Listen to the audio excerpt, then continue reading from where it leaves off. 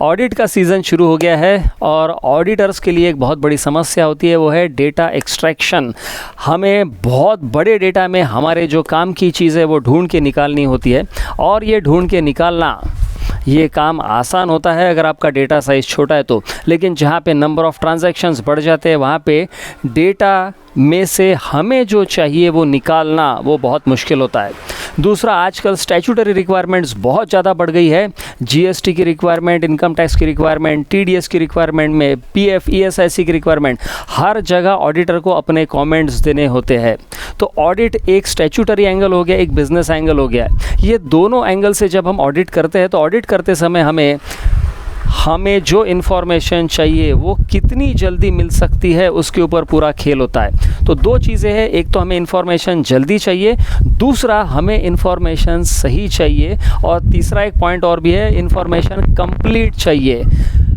Complete information का मतलब ये है कि अगर मैं अगर ये ढूंढना चाहूँगा ऑडिट करते समय कि 10,000 के ऊपर के कैश पेमेंट्स कितने हैं, तो हो सकता है ये ढूंढते समय मेरे सामने 25 वाउचर, 25 ट्रांजैक्शन आ जाए।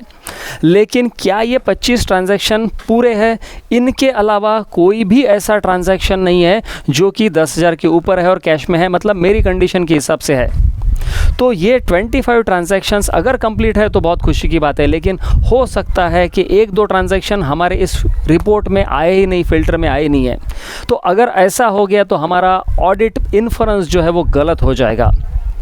मित्रों, ये सारी बातों की चर्चा करने के लिए कल सवेरे 9 जुलाई को 11 बजे मैं एक लाइव सेशन कर रहा हूँ, live online session on zoom, जिसमें हम डिस्कस करेंगे super fast audit for super fast with super fast tally prime.